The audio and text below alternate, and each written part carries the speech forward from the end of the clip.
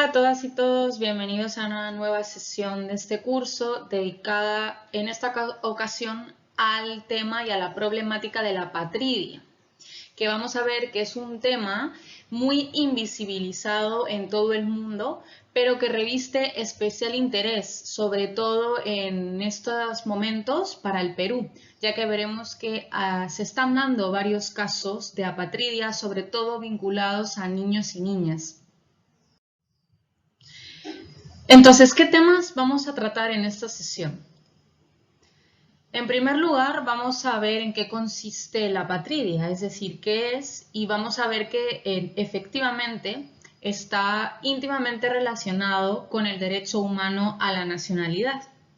Después pasaremos a investigar cuáles son las causas más frecuentes para que se produzca esta apatridia, que vamos a ver que se pueden clasificar en 5. En tercer lugar, vamos a ver algunos casos emblemáticos de personas o grupos de personas apátridas en la región latinoamericana. Y en último lugar, vamos a ver cuáles son los retos que tienen los estados, tanto para prevenir los casos de apatridia como para poder erradicarlos. Comenzamos definiendo qué es la apatridia. Podemos decir que existen dos tipos de apatridia. De un lado tenemos la apatridia de iure, es decir, la apatridia de acuerdo a lo jurídicamente establecido, que lo tenemos precisamente en la Convención sobre el Estatuto de los Apátridas de 1954, cuyo artículo 1 dice que una apátrida es toda persona que no sea considerada como nacional de ningún estado conforme a su legislación. Ahora bien, el ACNUR, que ustedes ya conocen sobre sus funciones, ha establecido una serie de directrices que establecen que para conocer si una persona realmente es apátrida, no solamente hay que fijarse en lo que dicen las leyes del estado en cuestión, sino también en cómo ese estado está aplicando esas leyes, ¿no? ¿Por qué? Porque también existe la posibilidad de que una persona sea apátrida de facto, es decir, una persona que un estado sí le ha reconocido formalmente su nacionalidad, pero sin embargo en la práctica le está negando el acceso a muchos derechos humanos que sí disfrutan otros nacionales suyos, ¿no? Por ejemplo, pensemos en pueblos remotos en los cuales el Estado no accede, los servicios públicos no llegan, por ejemplo, personas que no pueden acceder a una atención en salud o a su derecho a la educación.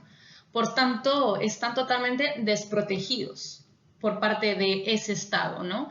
Se nos pueden ocurrir muchos ejemplos y estoy segura de que ustedes ya están pensando en algunos de ellos que ya discutiremos. En definitiva, podemos decir que los apátridas son personas que viven pero que realmente no existen porque están viviendo en un limbo realmente y se encuentran por tanto en una situación en el día a día de extrema vulnerabilidad. Porque es un asunto de suma importancia internacional.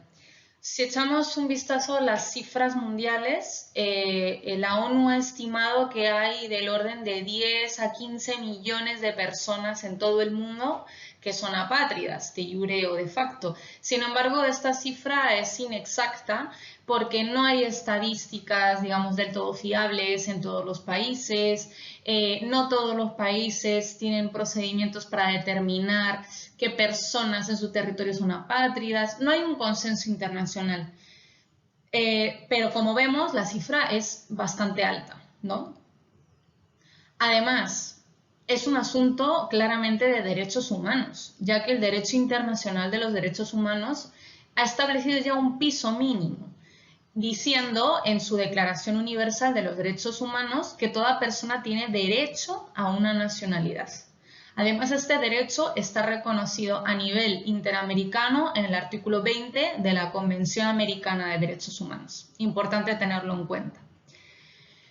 En fin, como ya hemos visto antes, la nacionalidad es el punto de partida, es la llave para poder acceder al resto de derechos humanos tan importantes como ser considerados iguales ante la ley, acceder a la salud, a la educación, a una vivienda, a un empleo, sobre todo los DESC.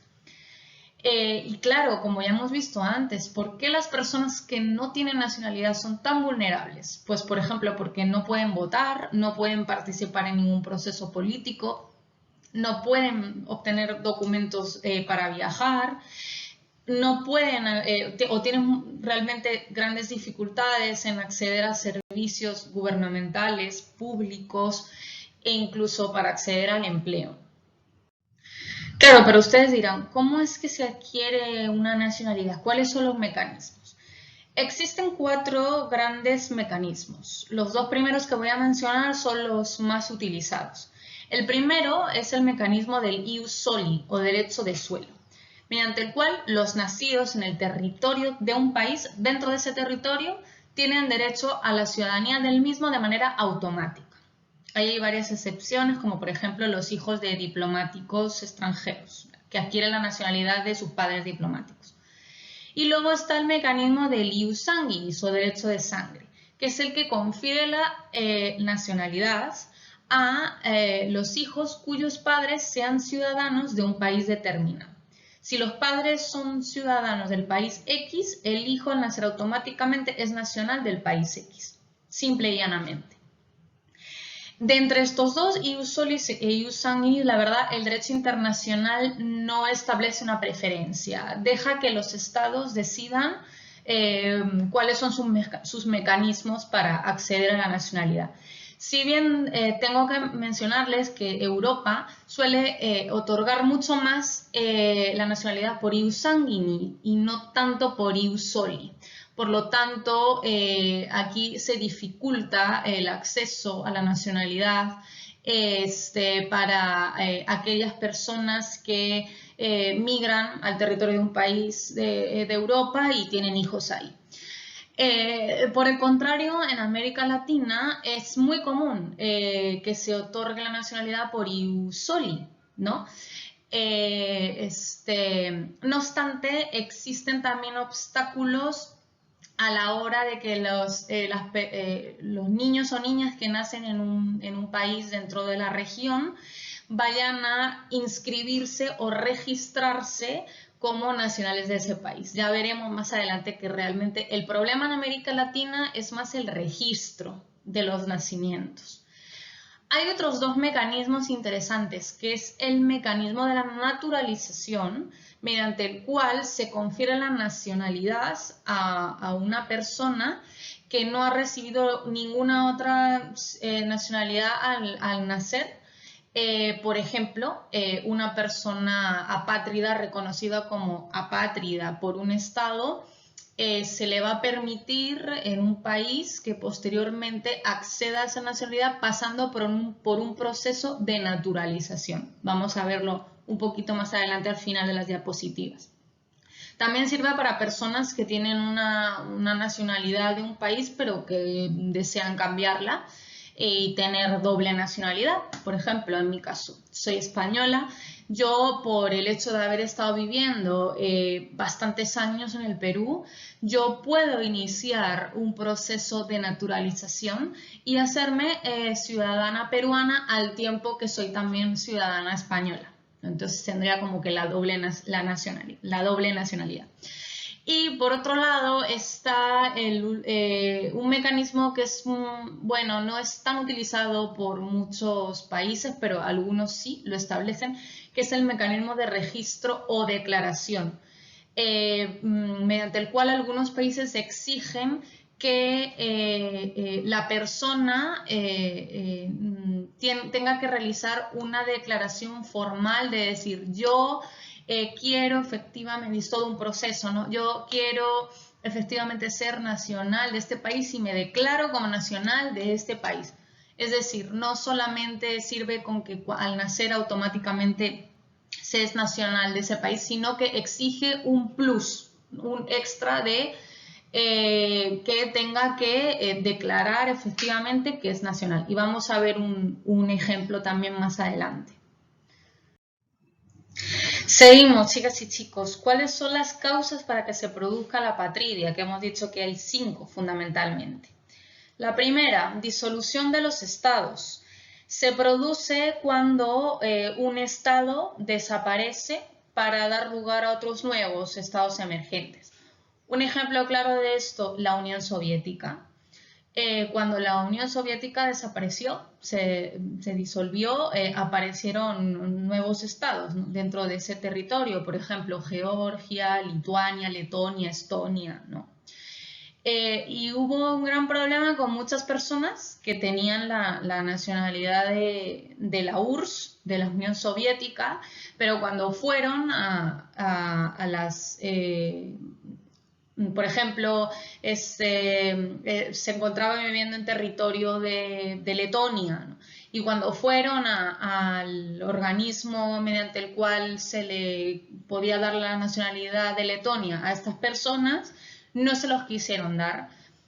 Dicen que sobre todo fue por temas de discriminación. Entonces esa persona se quedaba en el limbo, no les quieren dar la nacionalidad del Estado nuevo, pero ya no pueden tener la del anterior. Y esto también pasaba, por ejemplo, con muchos migrantes de la Unión Soviética que vivían en Estados Unidos en aquella época. Y que también cuando se disolvió, pero ellos seguían viviendo en Estados Unidos, fueron a las embajadas de estos países emergentes dentro de estos países emergentes viviendo en Estados Unidos, y les dijeron que no les daba la nacionalidad. Entonces también se quedaron en el limbo porque Estados Unidos no otorga la nacionalidad por ius soli. Entonces todo fue una complicación. Otra de las causas es la renuncia a la nacionalidad. Por ejemplo, cuando una persona quiere adquirir la nacionalidad de otro estado voluntariamente. Un ejemplo de ello lo tenemos en Alemania o en Estados Unidos, que ocurre mucho. Por ejemplo, una persona, pongamos de Ecuador, que está viviendo en Estados Unidos y quiere naturalizarse estadounidense. Ok, en Estados Unidos le dicen que está bien, pero que para ser estadounidense va a tener que renunciar a su nacionalidad previa, en este caso la ecuatoriana. Entonces la persona dice, ok, renuncio a mi nacionalidad de Ecuador, pero ¿qué pasa mientras está en el trámite de que le concedan la nueva nacionalidad estadounidense? Que esa persona está en el limbo, es decir, está también en una situación de apatridia y con ello, con una imposibilidad de acceder a muchos derechos. Peor aún si al final del proceso Estados Unidos le deniega la nacionalidad y ya perdió la suya. Ese es el gran problema. Una tercera causa de apatridia es la falta de registro del nacimiento de la persona en el lugar o territorio donde haya nacido, bien por falta de infraestructura para asegurar el registro, es decir, que es una persona en la cual no existe un local o una instalación de RENIEC para entendernos. Entonces los padres no pueden acceder a registrar su nacimiento, o porque el Estado pone muchas trabas, muchos obstáculos burocráticos. Esto está ocurriendo en el Perú, por ejemplo, con niños y niñas que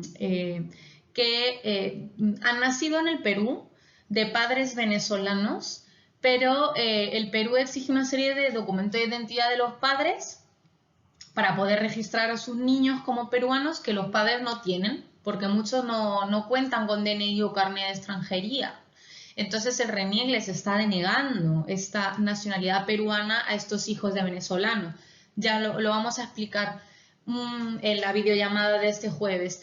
Y también existe una falta de registro de nacimiento para niños venezolanos que nacieron en Venezuela, pero cuyos padres migraron con ellos antes de poderles registrar. Asimismo, existen otras dos causas para que se produzca la apatridia. Una es el conflicto de leyes que interactúan, por ejemplo, en el caso de Costa Rica y Panamá y sus leyes de nacionalidad. Aquí les he puesto el mapa para que vean que tanto Costa Rica como Panamá son países fronterizos. Entonces, imaginemos el caso de dos personas que son de Panamá y son migrantes en Costa Rica y tienen un hijo en territorio costarricense. Entonces, lo que va a ocurrir es que si ese hijo, antes de que cumpla 18 años, no realiza una declaración formal, como ya vimos anteriormente que era una forma de adquirir la nacionalidad mediante una declaración formal, de que quiere ser efectivamente costarricense, esa persona va a perder automáticamente esa nacionalidad costarricense, a pesar de que Costa Rica otorgue la nacionalidad por ius soli. Lo mismo pasaría en el caso contrario, de que el hijo de padres de Costa Rica naciera en Panamá. Entonces esto está causando muchísimos perjuicios a padres que desconocen de estas leyes, ¿no? Finalmente tenemos una última causa que es netamente discriminatoria, causa de discriminación normalmente étnico-racial o de género. Muchas personas se ven privadas arbitrariamente de tener una nacionalidad. Un ejemplo es claramente leyes machistas, como las que existen, por ejemplo, en muchos países del Caribe, que no permiten que a una madre que ha tenido a un hijo o a una hija, pero que es madre soltera, transmita la nacionalidad a su hijo o hija, solamente por ser soltera.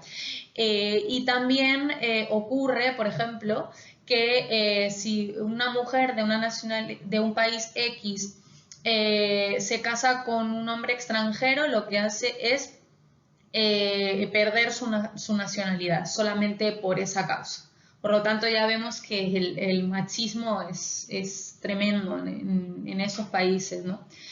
Y el ejemplo de discriminación étnico-racial la tendríamos en el caso del pueblo kurdo, un grupo étnico que está establecido en países como Siria. Hay unos 500.000 kurdos dentro de Siria, pero que Siria desde los años 60 no les permitió acceder a la ciudadanía siria, argumentando que en realidad es un pueblo que viene de otros países y que ha sido posteriormente cuando se ha establecido en Siria. Así que de estos niños que efectivamente han nacido en suelo sirio, no les dejan acceder a esa nacionalidad. Bien, les voy a comentar ahora sobre algunos casos emblemáticos de nuestra región latinoamericana. El primero de ellos, el más importante, es el caso de Mahamamo. Mahamamo es una chica que es hija de padres sirios de distinta religión. Uno de ellos es musulmán y el otro es cristiano. Entonces, debido a que en Siria no se le reconocía estos matrimonios interreligiosos, decidieron sus padres mudarse a Líbano. En Líbano tuvieron a sus hijos, entre ellos a Maja. Pero ¿qué pasó? Que Líbano no otorga la nacionalidad libanesa por ius soli y tampoco sus hijos pudieron acceder a la nacionalidad siria porque como Siria ni siquiera reconoció el matrimonio de sus padres, tampoco dejaron que registraran a sus hijos como nacionales sirios. Por tanto, un claro tema de discriminación. Entonces Maja y sus hermanos se quedaron en el aire, no tenían ninguna nacionalidad y así pasaron muchísimos años. Felizmente en Líbano pudieron por lo menos estudiar debido a que en un colegio ella por lo menos, debido a los ruegos de sus padres, les dejaron por lo menos estudiar. Pero en la universidad ella quería estudiar una carrera, pero no le dejaron estudiar la carrera que ella quería, es decir, estuvo muy limitada, como vemos. Y bueno, tanto ella como sus hermanos quisieron seguir luchando hasta conseguir dar una solución a su problema, a su apatridia. Y es así como consiguieron que Brasil les dijera que viajaran a su país, a Brasil, y que ellos les iba a dar una protección internacional. Entonces, Maja viajó a Brasil y allí consiguió que pasara por el procedimiento de reconocimiento de refugio y fuera reconocida primero como refugiada, ¿ok? No obstante, no era solo el primer paso, porque ella seguía sin tener una nacionalidad. Hasta que por fin, felizmente, en Brasil pudo ya pasar por un procedimiento de reconocimiento de la patria y ser reconocida efectivamente como una persona apátrida, que es el primer paso para que ella ya después, dentro de unos años, pueda acceder a la nacionalidad brasileña por naturalización, como hemos visto dentro de los medios para acceder a una nacionalidad. ¿Ok? Es un caso, la verdad, bien sorprendente. Hay un TED Talk sobre ella que realmente les recomiendo ver. Luego está un caso también súper emblemático que es el de República Dominicana con descendientes de haitianos. ¿Qué pasó? Bueno, que Haití y República Dominicana son también fronterizos. Entonces, muchas personas haitianas hace muchos años migraron a República Dominicana, pero entraron como migrantes en situación irregular. Y allí se establecieron y tuvieron descendencia. Pero ¿qué pasó? Que República Dominicana no les dejó que estos hijos fueran nacionales dominicanos bajo el pretexto de que en realidad República Dominicana, si bien otorga la nacionalidad por ius soli, tiene dos excepciones y una de ellas es para aquellas personas nacidas en República Dominicana, pero de padres que son reconocidos como personas en tránsito. Entonces, República Dominicana dice que considera a estas personas haitianas que están en situación irregular en su país como personas en tránsito y por tanto no deja que sus hijos sean reconocidos como nacionales de República Dominicana. Entonces les están diciendo que vayan a Haití y que allí sean reconocidos como nacionales haitianos, pero el problema es que ellos dicen que no se consideran haitianos, se consideran dominicanos porque tienen un arraigo en ese país y además para ellos el hecho de viajar hasta Haití pues es muy costoso y aparte sería también un viaje arriesgado, ¿no? Siendo de acuerdo a la situación que tienen ellos y sus familiares que están en situación irregular. Y todavía es un problema que está por resolver, ¿no? Otro caso emblemático que me interesa mucho que conozcan, sobre todo por las implicancias que tiene también en el Perú, es el caso de hijos de personas venezolanas nacidas en Colombia.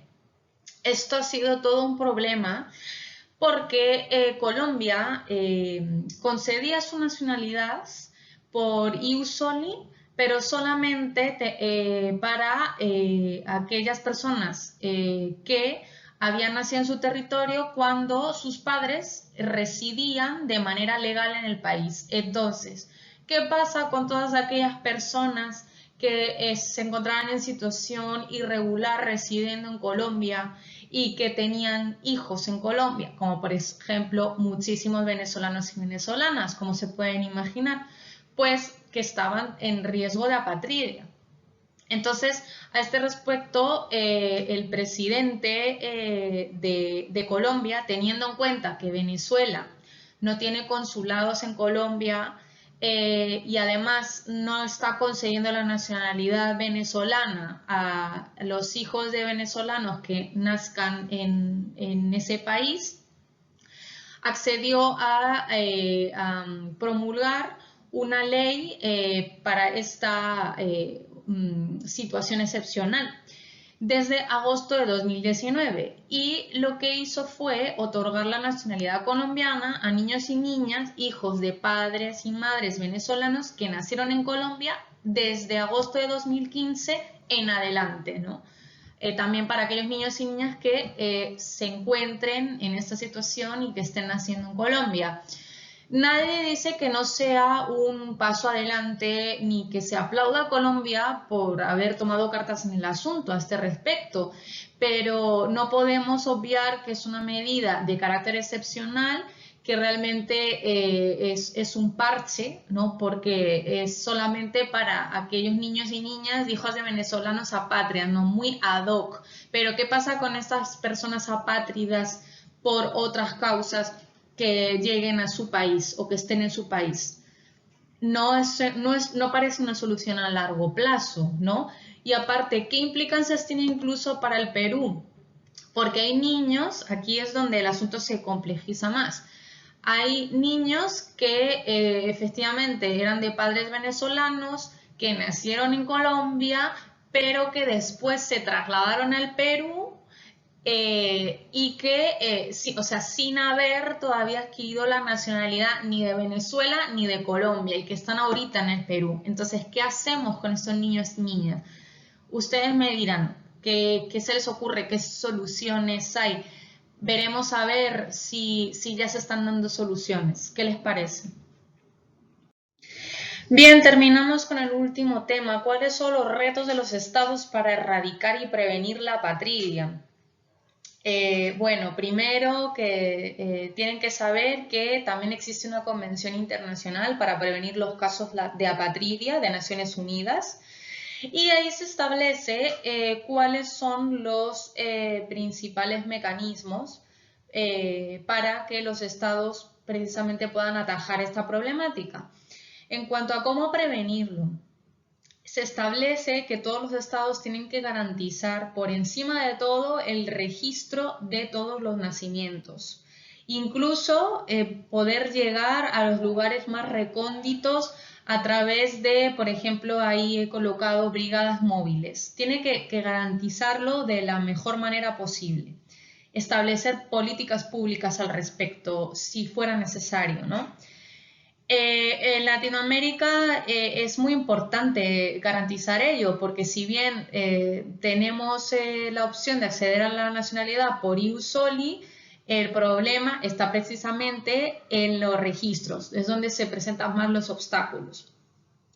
Entonces, para prevenir la apatridia, los registros tienen que ser tanto oportunos, si se puede inmediatamente después del nacimiento o en las primeras semanas de nacimiento de la persona, acudir a registrarlos y que la institución que registre no ponga trabas y que, por ejemplo, con un certificado de nacido vivo sea suficiente para registrar a la persona, eso sería lo ideal.